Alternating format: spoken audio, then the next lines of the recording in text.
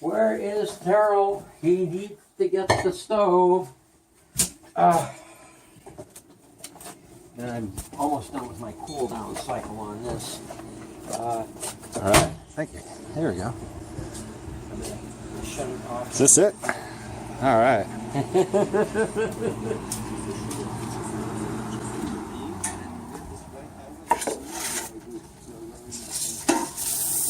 Roasting coffee beans. Ooh, George is going to like this. He's going to be shocked when he sees you, though, because he told me, this guy has no hair on the top of his head, but he has a beard down like to here. One time I did, yeah. So my granddaughter looks at me and she says, she's got this incredibly iridescent, beautiful golden, bronzing and blonde hair kind of all mixed together and all these ringlets and everything. And I say, Mitty, you have really, really pretty hair. And she looks and she says, and you don't have any hair. And she says, that's because you're old and I'm new. It's because you're old and I'm new. All right.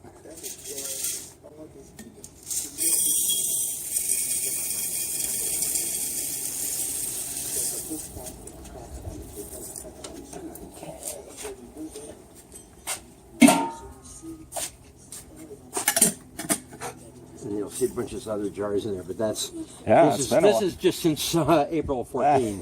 So we go through a lot of coffee. I guess. Cactus, brain cactus, standard barrel cactus, a geek shell with the guy climbing out of it, coral. You're bringing in Mexico and they love the good hair.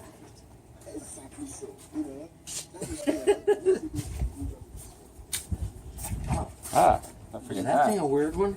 Yeah, what is this? That's growing out of that? Yeah. Wow. Most of the year there's no foliage at all. It's just this big lump. Uh-huh. Spring it grows a little bit of foliage. It's almost all died off. It's in the process of quitting, and when it's totally done, it'll sit like that until next spring. Wow. That is about 35 years old. Doesn't grow very fast.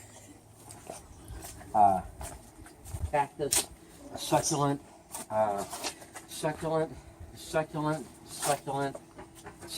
cactus, a wandering Jew, whatever that is. Ooh, yeah. Succulent cactus, euphorbia. That one's pretty. Well, that's a Looks euphorbia. A euphorbia. This is a euphorbia. Cactus, succulent. Wow. Euphorbias, I'll show you some other ones as we go. This is a euphorbia hiding here. And this thing, that's a euphorbia there. Mm-hmm. Okay, and this is euphorbia. What's a spider doing? We have a spider hiding. Yeah, a great big old guy up there that comes out, or gal that comes out at night and All right. try to not crash her web because it's costly to redo those.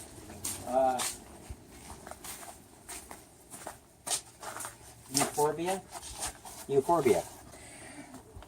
Most of the euphorbia that people are familiar with, you'll recognize this from Christmas. Mm-hmm. Okay, poinsettia. A Poinsettia is the wow. euphorbia. I had no idea. And you can see the resemblance to a poinsettia when you look at the flowers and the stuff. This one needs water really, really bad. Milkweed, which took me years and years to get established, and then I found out you're not supposed to grow milkweed here because it messes with the monarchs. It messes with their seasons. Yeah, I was going to say I know it's the monarch plant. The monarchs love it, but this is not the right place to grow it. Okay. Although one of my I know they had it in San Jose when I was growing up. Well, apparently it depends on the kind. The more I find out, the more I don't know anything. Right. Of course. Yeah. Sort of like life. Yep.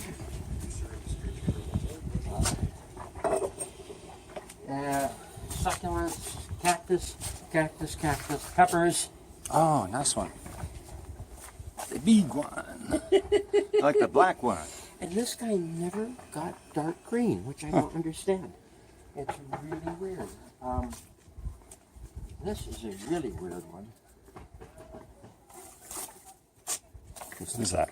Sniff. It's kind of sort of minty. Really Lemony. Yeah, lemony, real aromatic. Yeah. A succulent. I don't know what the devil this thing is. I think it's a succulent, but I'm not sure. And it grows some beautiful flowers, but it's not flower time for it. Cactus. One of my more botanical friends said that plant's worth $150 if you take it to a nursery. Wow. It's a black point. That they make tequila out of black point Agave? agave. It's a black point agave. Yeah, which is apparently a fairly rare plant. Wow. So I have no idea. Somebody gave it to me, and I said, this other person looks and says, "Oh, that's a real rare euphorbia." Various. A rose that I brought from Davis that it's a wild rose, and it has the most beautiful, huge flowers that smell so nice. And I got a cutting of it and got it started, and then realized that in Santa Cruz we have powdery mildew, and the powdery mildew just about killed it off. So I started doing some research on how to get rid of powdery mildew, and it turns out the best thing that I or anybody that I've talked to has ever found is 2 teaspoons of baking soda and 2 quarts of water and just enough liquid dish soap to make it so it'll stick, as a wetting agent. Totally got rid of it. Wow. Amazing. You hear that, Remo? My son, the plant man. Okay. He may like this stuff. This is Ethiopian black barley. Oh, wow. Yeah, that's beautiful. Black barley from Ethiopia, and barley's not native to Ethiopia. I've harvested most of this. Is just the culls that are left over. The really nice ones have all been pulled out. But it's fairly rare. You don't see black barley anywhere. No. And if you run your finger against the hulm on it, it's got the best little spikies I have ever seen anywhere. You can pet it this way real easily, but try sliding your finger all the other way. This way is great, but just try, even give it the slightest touch on it. You can't. I mean, it's got barbs a batch on it. Yeah. I worry about the kids that come over. I've got a lot of little friends. And they, I tell my parents, don't let them get any of this in their eyes. Don't let your cat get it. Don't let your dog get it. Let's see. There's more of that one. Succulents. I think maybe there's a couple of other ones around this one here. Oh. Isn't that beautiful? I have no idea what it is, but it's just beautiful. Yes. Somebody gave me that one. And then this is my this is my Fukushima cactus. I can't think of anything that hasn't had severe radiation exposure that is that warped. The Godzilla cactus. It's a Godzilla cactus for sure. But you got the green thumb going on here. No, sure. These are all survivors. I do not have a green thumb. These are what makes it through. In fact, this Pine cone? What's a pine cone doing here?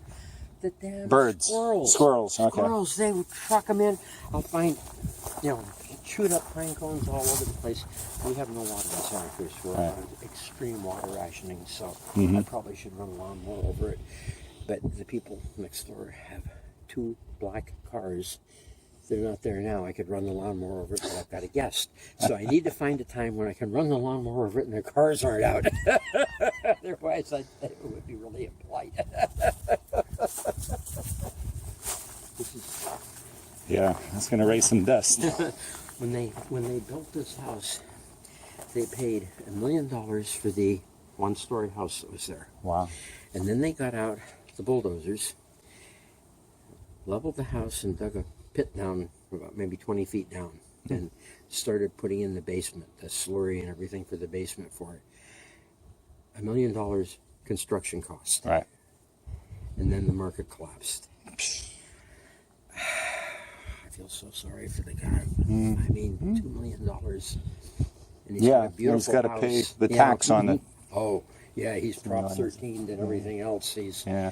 But every bit of the copper in it, it's all rain gutters and everything are all pure copper. The crew shows up with Man. this huge roll of copper and about, I guess, 8 or 9 guys. And they formed each one of those, and they were yelling at each other because the guy was off 1/8 of an inch on it. And they said they were going to put him at the bottom because his measurement was 1/8 off. They're all continuous runs, no seams or anything. Man, yeah. Really good work. And then the one down there that looks like a dentist's office, same thing. It's a corner lot. They paid $1 million for the dirt. And this is after the collapse. This is after the housing bubble. And then they had 12 to 16 people there every day for almost 9 months to build that. $2 million of construction, and $2 or $3 million in construction, and $1 million for the dirt. And the guy who built that one is just so upset about it because it's that one looks like a dentist's office, and his looks like a house. Go figure. This is a really strange lot. It's shaped kind of like a reverse pie shape. So it's this in the front that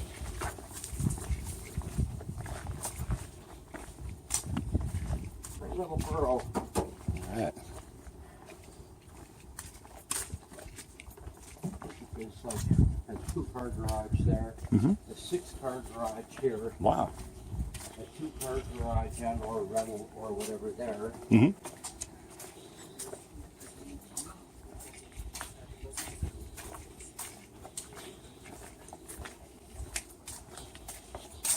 All right.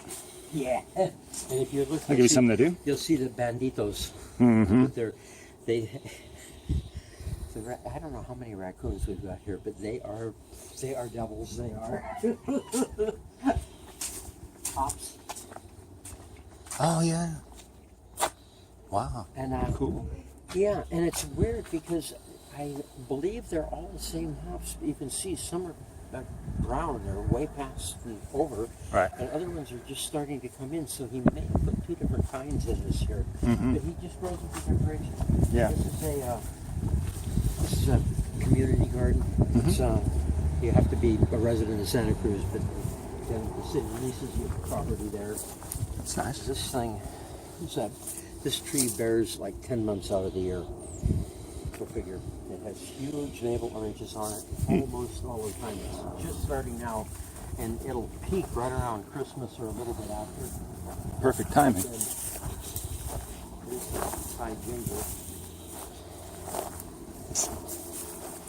Your house is like an adventure. Oh, it's an interesting place. Raspberries, but I think the kids stripped them off when they were here last. Yeah. I've got some in my backyard. I keep saying I got to rip them out. This is the They're winning so far. redwood tree. But then there's a cul-de-sac that goes right where that gate is right there. Oh, yeah. The city kindly brought the property, so I think my daughter's going to be fairly well off when she gets rid of me.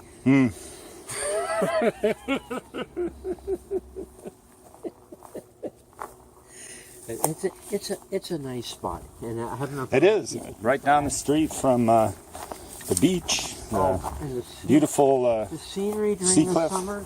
I can sit at my front room in the kitchen where you were sitting and watch the scenery, and it's so beautiful. Yeah, I bet there's a little scenery walking by. Oh yes, those are the sceneries that I was referring to. Yep. This year we had a lemon tree, and between the gophers and the drought, it's history. Yeah. You can see the pine cones and what the squirrels and the raccoons do to them. They just shred them down to nothing. Wow.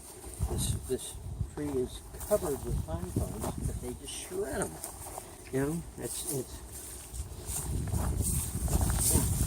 this is what they leave with their bones. Yeah, it's just nothing. Yeah. every nut, every pine nut. I don't see how they managed to get in there and what it is that they're eating. I guess there's nuts in it, some, but I've looked. Here's one that they just got. Yeah. This was last night's damage. Yeah. Yeah, it looks like there's more here, but maybe it's not as succulent or something. That or somebody came or Yeah, one of the frighten them neighborhood off. dogs went through or something. It's hard to say. The fence was falling apart and being incredibly lazy. Oh, yeah. I got some of that structural foam and squirted the foam in, and I'll cut it down and spray the fence and it'll be beautiful. And it's so much easier and cheaper than rebuilding a whole fence. Thank you. Looks like my fence is going to look very shortly. I'm going to get some of that. Laziness is my middle name. Okay. Or maybe it's my first name. All right. That was the old, who was that old German general? I figured that's the German officer corps. He divided them up into 4 sectors, and it was like how intelligent they are and how lazy they are. And the most lazy, intelligent ones were the generals, right? Yeah. And then like the crazy colonel, the guy who's not so smart and he's very active, he's the one pushing the buttons you don't want him pushing. Yeah, you put that guy in the safe place, hopefully. So it's good to be lazy. It's made me, it's worked well for me. I ended up being the Environment, Health, and Safety Computer Coordinator. But the reason I ended up doing that is I was working there in health physics, and we had, well, at lunch they used to let us play on the IBM 370 and 2 168s, I guess, that were in a triplex system. And I used to like to play Colossal Cave at lunch. Oh, yeah. And I couldn't beat it, and so I decided, well, I better look and see how this thing works. So I started digging into the programs and stuff, and just so I could, at lunch, so I could have a little bit of fun and maybe do a little better. And then we had some people doing data entry. And there was these terrible things happening, and the programs were getting glitched out, and bad data was getting entered, and everybody had clean hands. Nobody did anything wrong. And I looked at what they were doing, and I said, well, yeah, what's happening is people inadvertently entering non-printing characters, and the program isn't sophisticated enough to catch them and strip those out, so the non-printing characters are getting into your database. And they looked at me and said, you're so smart, you're the boss. You're right.